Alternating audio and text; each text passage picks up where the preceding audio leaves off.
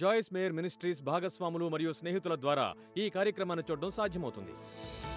దేవుని శక్తి నా జీవితాన్ని మార్చడం చూశాను కనుక నేను చేస్తున్నది చేస్తున్నాను. ఆయన మీకు చేస్తాడు. ప్రతిదానికి జవాబు దేవుని వాక్యంలో ఉంది. నేను జాయిస్ మేయర్ని. మీరు గాయపడిన ప్రతి చోట దేవుడు స్వస్థపరుస్తాడని నమ్ముతాను. సిద్ధ మనస్సును జోడు తొడుక్కోవడం గురించి బైబిల్ చెప్తుంది. ఏదైనా శక్తివంతమైంది ఆత్మిక యుద్ధాన్ని చేయాలనుకుంటే శాంతంగా ఉండండి. దేవుని విశ్రాంతిలోనికి వెళ్ళి అపవాది విషయాలను కదిలించాలని చూస్తాడు. నా ఉదయం ఎంతో క్రేజీగా ఉంది. చివరికి నవ్వడం మొదలుపెట్టాను. శత్రువు నన్ను విసిగించడానికి ట్రై చేస్తున్నాడు. లోపల నన్ను కదిలించాలనుకున్నాడు. ఎందుకంటే ఇక్కడికి శాంతంగా వస్తే ఇంకా బాగుంటాను. శాంతంగా ఉండడానికి ట్రై చేయండి. పార్కింగ్ కోసం వెయిట్ చేస్తుంటే ఎవరో నెమ్మదిగా దూరి అక్కడికి వెళితే బ్లెస్ యూ. వాళ్ళు బుద్ధిహీనంగా ఉంటే మీ రోజును పాడు చేసుకోకండి. కమాన్, చెప్పేది వింటున్నారా? నిజంగా ఒక్కరోజు శాంతంగా ఉండడం ఎంత కష్టమో మీకు తెలుసా? అంటే కేవలం ఒక్కరోజు. చూడండి, కేవలం. కమాన్, వినండి. ఎవరో పిచ్చివాళ్ళ ప్రవర్తిస్తే దాని అర్థం మీరలా అవ్వాలని కాదు. ఎందుకో తెలుసా? మీరు పరములో ఉన్న మీ తండ్రికి సొంతం. మీ నుంచి ఆయన ఎక్కువగా ఆశిస్తాడు. రెండంచుల ఖడ్గముని తీయండి. ఎఫెసీ 6 చెప్తుంది. ఆ ఖడ్గము దేవుని వాక్యము. దాన్ని యూజ్ చేయండి. వాక్యమును శత్రువుకు వ్యతిరేకముగా, అతనికి విరుద్ధంగా అది మీ గొప్ప ఆయుధం. తర్వాత చెప్తుంది ప్రతి విధమైన ప్రార్థనతో, అన్ని రకముల ప్రార్థన, అన్ని చోట్ల, అన్ని సమయాల్లోనూ ఆత్మలో అందరి కొరకు ప్రార్థించండి. ప్రజల నిమిత్తమై ప్రార్థించండి. నాకు ఐడియా నచ్చింది. ఈరోజు ప్రార్థనలో మా పిల్లలను గుర్తు చేసుకున్నాను. వారి మీద కప్పాను. ప్రేమ అనేకమైన పాపములను కప్పుతుంది. దానర్థం ఎవరైనా పాపం చేసినప్పుడు వారిని క్షమించగలరు. వాళ్ళు ఏం చేశారో కూడా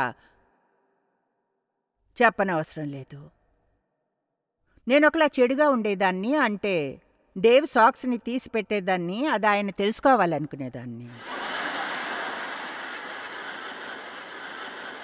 ఎంత మంచిగా ఉన్నానో ఆయనకు తెలియాలి. అప్పుడు దేవుడు చెప్పాడు, నువ్వు నోరు మూసుకుని ఎందుకు చెయ్యవు? అది నీకు తెలుసు కదా. ఆయనకెప్పుడూ ఎక్కువ కావాలి, కొంచెం ఎక్కువ కావాలంటాడు. తర్వాత విశ్వాసంలో ఉండడం, విశ్వాసం నుంచి మరింత విశ్వాసానికి, అంతేకాని విశ్వాసం నుంచి సందేహం, అపనమ్మకం నుంచి కొంచెం ఎక్కువ విశ్వాసానికి కాదు. మనం నమ్మకంగా ఉందాము. నిన్ను నమ్ముతున్నాను దేవా, నమ్ముతున్నాను. అది రోజుకు 100 సార్లు చెప్పినా గాయపరచదు. నిన్ను నమ్ముతున్నాను. 2 కొరింథీ 4:13 అది వ్రాయబడి ఉన్నది. విశ్వసించి తిని కనుక మాటలాడి తిని. మనకు అదే విశ్వాసపు ఆత్మ ఉన్నందున మనము నమ్మి మనము మాట్లాడతాము. ఇప్పుడు మనం ఏం చెప్తామో అదెంతో ముఖ్యమైంది. నేను ఈ వచనాలు నిన్న రాత్రి చదవలేకపోయా. అయితే చూడండి, యెషయా 53 చెప్తుంది, వధకు తేబడు గొర్రె పిల్లవలే అతడు నోరు తెరవలేదు. యేసును గురించి చెప్తుంది. ఆసక్తికరంగా ఉంది. అతడు నోరు తెరవలేదు. యోహాను 14:30లో యేసు తన శిష్యులకు చెప్పాడు, ఆయన అత్యధికంగా శ్రమపడే సమయం సమీపిస్తున్నందున ఆయన చెప్పాడు, ఇకను మీతో విస్తరించి మాటలాడను. ఒకలాది ఆసక్తికరమైన వచనం, ఇకను మీతో విస్తరించి మాటలాడను. అయితే ఎందుకని? ఆయన ఎంతో ఒత్తిడిలో ఉండబోతున్నాడు. ఒకటి చెప్పనా, మీరు కఠిన సమయం నుంచి వెళుతున్నప్పుడు, ఎంతగానో ఒత్తిడిలో ఉన్నప్పుడు ఉన్నతమైన పని నోరు మూసుకుని ఉండడమే.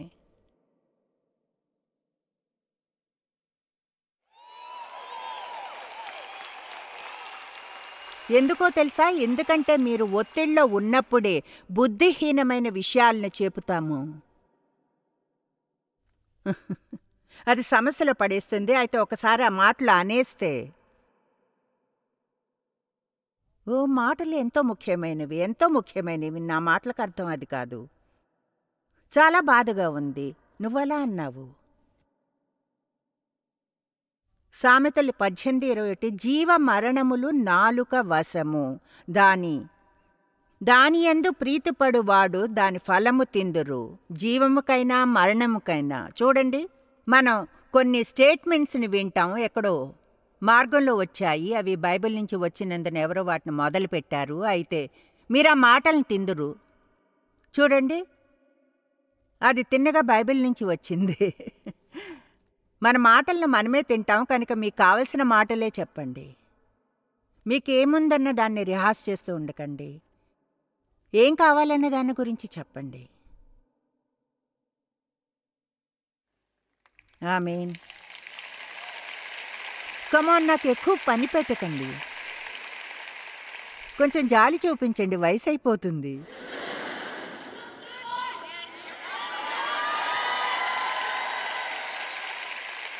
నా అందం మీద వర్క్ చేస్తాను.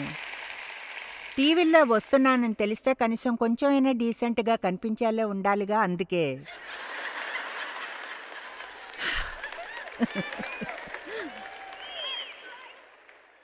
రోమా 12:11 ఆసక్తి విషయంలో మాంద్యులు కాకండి. అది ఆత్మికమైన ఉత్సుకత. దేవుణ్ణి సేవిస్తూ మీ ఆత్మికమైన అగ్నిని ఉంచుకోండి. అదెందుకో తెలియదు కానీ ఇక్కడికి వచ్చినప్పుడు ఎంతో ఉత్సాహం ఉంటుంది. నేను పందెం కాస్తాను, మీరు ఇంటి వద్ద పడుకుని డోనట్స్ తింటూ సీరియల్స్ని చూస్తూ ఉండడం కంటే ఇక్కడికి వచ్చినందుకు ఎక్కువ ఉత్సాహంగా ఉంటారని. అందుకే మిమ్మల్ని కదిలించడానికి హెల్ప్ చేసే చోట్లలో ఉండేలా చూసుకోండి. ఇతరుల గురించి గాసిప్ చేస్తూ ఫిర్యాదులు మాత్రమే చేసే ఎవరితో అయినా లంచ్కి వెళ్ళకండి.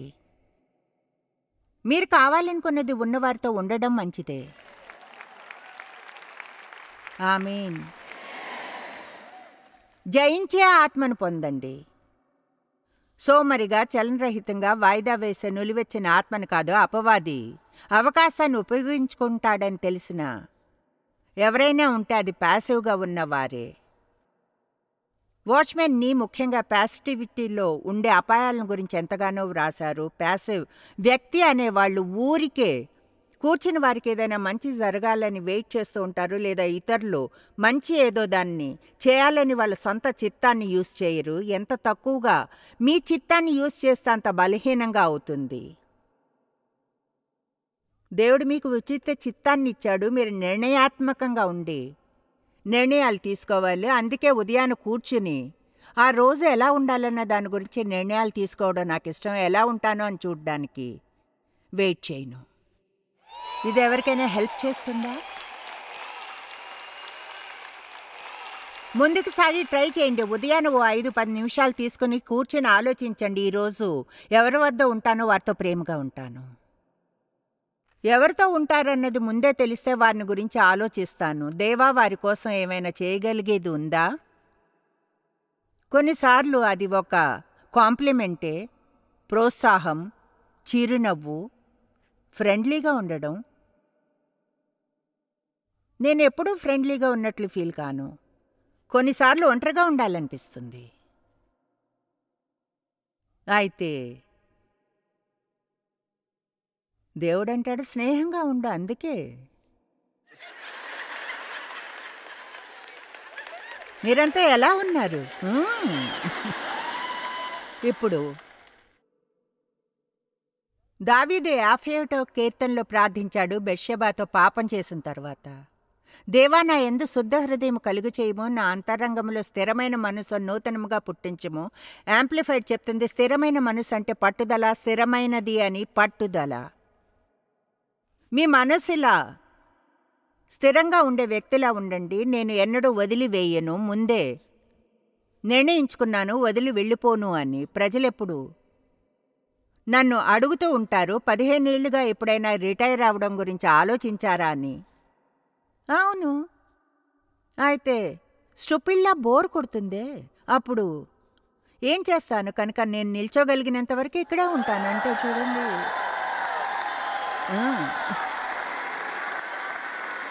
నేను ఇది చాలా కాలంగా చేస్తున్నాను. దేవుని అడిగాను, ఎన్ని సభలు చేశామో ఆశ్చర్యంగా ఉంది అని. ఈరోజు అనుకున్నాను రిటైర్ అవుదామని.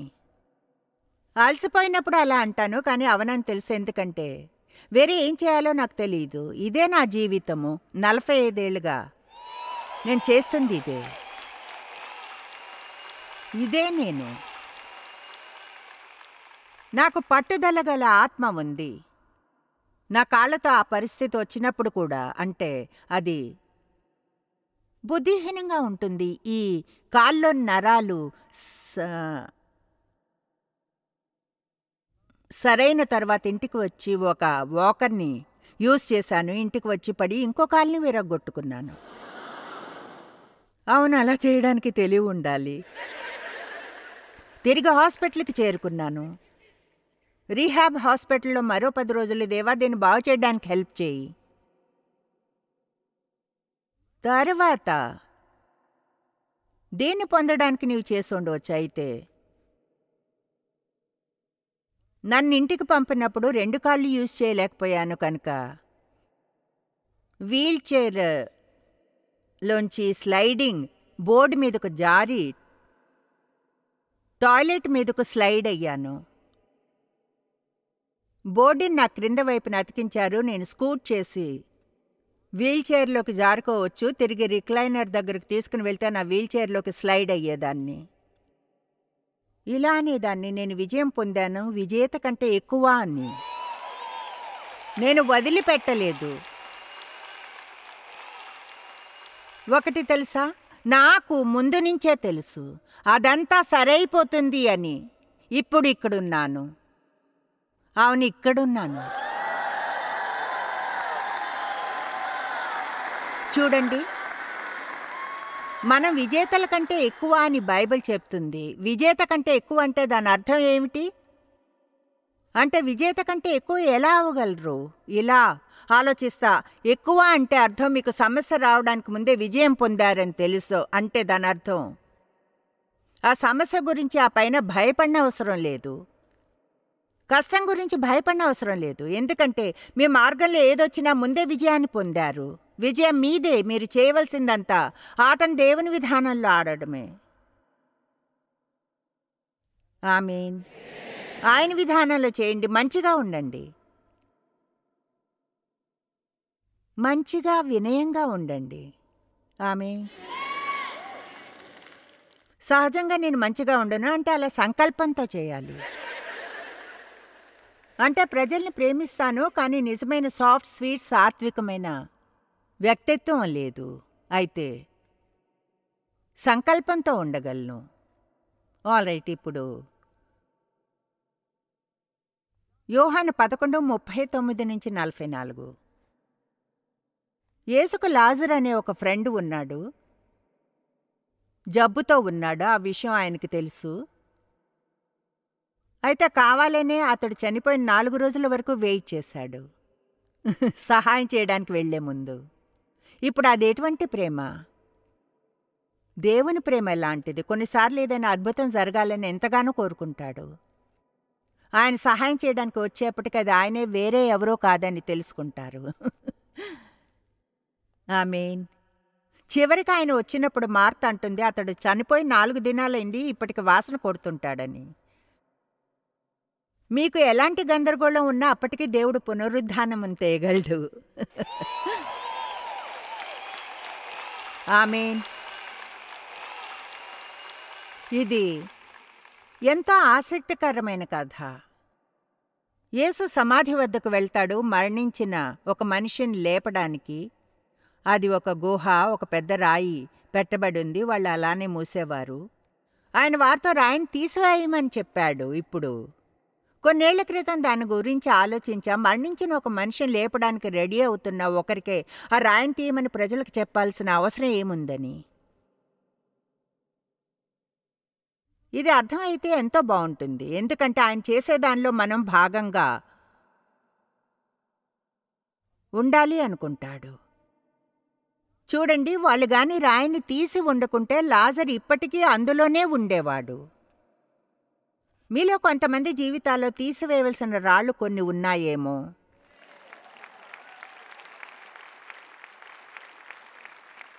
అది నేరపు రాయి కావచ్చును, క్షమాపణ లేమిది కావచ్చును, క్రీస్తు శరీరములో ఎంతమంది ఎవరికైనా విరోధంగా క్షమాపణలేమని ఉంచుకున్నారో అంటే నమ్మశక్యం కాదు. శాంటానియల్లోని మా ఉమెన్స్ కాన్ఫరెన్స్లో ఈ ప్రశ్న వేశాను. అక్కడ 16,000 మంది ఉంటే వాళ్లలో 90% నిల్చున్నారు. చర్చిలో సమస్యలు ఉన్నాయంటే ఆశ్చర్యం లేదు. ఇది ప్రతి సభలోనూ చెప్తుంటాను. దీన్ని విని ప్రజలంతా విసిగిపోయినా నాకు అనవసరం. మనం క్షమించినంత వరకు ఎక్కడికి వెళ్ళము. అది రూల్ నంబర్ 1. ఏదైనా మీ ప్రార్థనకు జవాబు కావాలంటే క్షమించాలి. అదెంత అన్యాయంగా అనిపించినా క్షమించండి. ఎలా ఫీల్ అయినా పర్వాలేదు. ఎలాంటి మార్పుని ఫీల్ కాకపోవచ్చును, కానీ వారి కోసం రోజు ప్రార్థిస్తాను, వారిని ఆశీర్వదిస్తాను. అర్థం చేసుకోండి, వాళ్ళకి హెల్ప్ కావాలంటే హెల్ప్ చేస్తాను.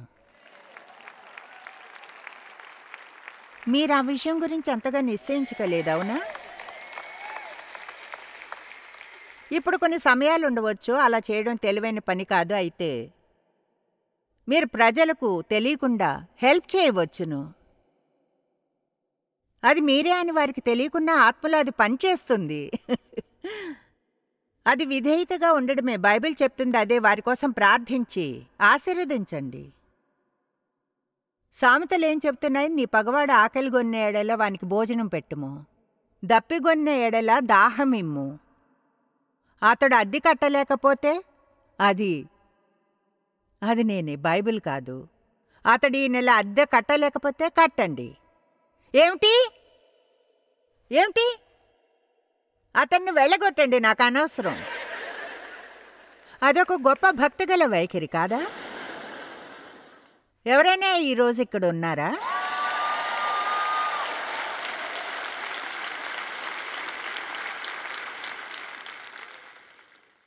ఇటువంటి సింపుల్ విషయాలు ఇన్నేళ్ళలో నేను నేర్చుకున్నానని తెలిసిన ఎంతో ముఖ్యమైన విషయాల్లో ఇవి కొన్ని. చెప్పనా? విషయాలను కష్టంగా నేర్చుకున్నాను, డౌన్లోడ్ చేస్తున్నా. అది మీరు బయటికి వెళ్ళి మీ కంప్యూటర్కి కొత్త ప్రోగ్రామ్ని కొనుక్కున్నట్లే, ఒక ఫ్రీ పీస్ సాఫ్ట్వేర్ని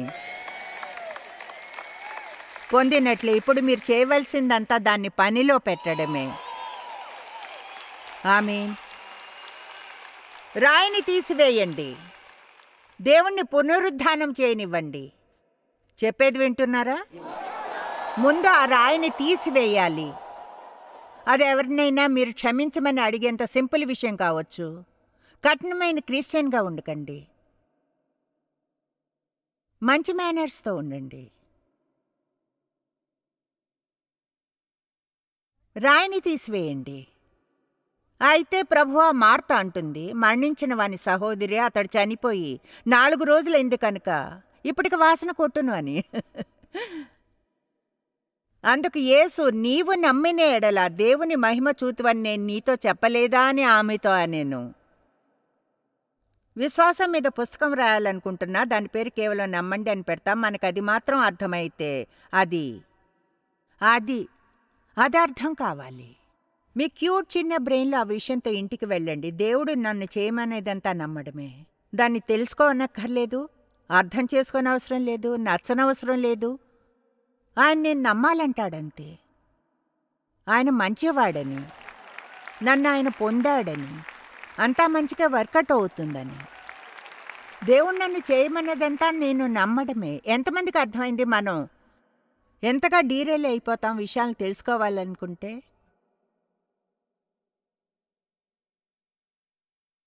చూడండి, వివేచనను వదిలివేయండి. దేని గురించైనా అది కన్ఫ్యూజ్ చేసేంత వరకు ఆలోచించవచ్చా? ఆ పాయింట్లోనే ఎంతో దూరం వెళ్తాం. కన్ఫ్యూజ్ అవడం మొదలైనప్పుడు ఇలానండి, ఓకే దీన్ని మర్చిపోతా, నాకు వివరించాలనుకుంటే దేవా అది మంచిదే, లేదంటే నాకు ఓకే. అర్థం కాని విషయాలు ఎన్నో ఉన్నాయి. అయితే దేవుడు చేయమని చెప్పింది చేయడానికి ట్రై చేస్తున్నాను. వారు ఆ రాయి తీసివేసిరి. యేసు కన్నులు పైకెత్తి, తండ్రి, నీవు నా మనవి వినినందున నీకు కృతజ్ఞతాస్తుతులు చెల్లించుచున్నా. నీవు నా మనవి వినిచున్నావని నేను ఎరుగుదును, కానీ నీవు నన్ను పంపితివని ఈ జనసమూహము నమ్మునట్లు వారి నిమిత్తమై చెప్పి తిని అనెను. లాజరు బయటికి రమ్మని బిగ్గరగా చెప్పెను. చనిపోయిన వాడు కాళ్ళు చేతులు ప్రేత వస్త్రములతో కట్టబడిన వాడై వెలుపలికి వచ్చిన అతని ముఖమునకు రుమాలు కట్టియుండెను. యేసు మీరు అతని కట్లు విప్పి పోనీయుడి అని వారితో చెప్పెను. అది మనం మర్చిపోయే ముఖ్యమైన భాగం అనుకుంటాను. తిరిగి జన్మించినప్పుడు సిస్టమాటిక్గా పరిశుద్ధాత్మని మీతో కలిసి పనిచేయనిచ్చే ప్రేత వస్త్రములను తీయడం మొదలుపెట్టండి. నేను తిరిగి జన్మించాను, అయితే అప్పటికి చెడు వైఖరి ఉండేది. నా బాల్యంలో మిగిలిపోయిన విషయాలుండేవి. అవి ప్రేత వస్త్రములు, నన్ను అడ్డుకుంటున్న విషయాలు, యేసులా ప్రవర్తించకుండా నన్ను ఆపుతున్న విషయాలు. మీ మిగతా జీవితం అంతా దేవుడు మీతో కలిసి వర్క్ చేస్తాడు. అవును, మిగతా జీవితం అంతా వర్క్ చేస్తాడు. అదేమిటో తెలియదు, ఏం మిగిలిందో అయితే దేవుడు చేయమంది చేస్తాను. మనం లోకమునకు వెలుగు, భూమికి ఉప్పు వంటి వారము. మనం ఎంతో కష్ట సమయాల్లో జీవిస్తున్నాము, ఉన్నతమైన సమయంలో జీవిస్తున్నాము. నిజం చెప్పాలంటే ఈ సమయంలో మీరు భూమి మీద ఏదోగా ఉండడం జరగలేదు. చరిత్రలోని ఈ సమయంలో దేవుడే ఎంచుకున్నాడు. ఇది విన్నంత సంతోషంగా ఉన్నట్లేరు. ఆయన ఆలోచించాలి మీరు పొందవలసింది పొందారని. దాన్ని మీ నుంచి పొందడానికి ట్రై చేస్తున్నా. మీరు లోకమునకు వెలుగై ఉన్నారు, భూమి మీద ఉప్పుగా ఉన్నారు. అయితే ఉప్పు దాని సారమును పోగొట్టుకుంటే అది దేనికి పనికి రాదు. సారం కల క్రిస్టియన్స్గా ఉండండి. అంటే మీకున్నది చూచి ఇతరులకు దాహం కలిగేలా చేయండి. నాకు అందులో కొంచెం కావాలి, నీకున్న శాంతిలో నాకు కొంచెం కావాలి, సంతోషంలో కొంచెం నాకు కావాలి. ఆమేన్. నీవు నడిచే ఆ శక్తిలో నాకు కొంచెం కావాలి. లోకపు వెలుగు. ఒక చోట ఎంత చీకటిగా ఉన్నా ఒక్క లైట్ ఆన్ చేయండి, అది చీకటిని మిరింగివేస్తుంది. వావ్! ఈనాడు లోకము చీకటిగా ఉంది. అయితే మనం లైట్లను ఆన్ చేయాలి.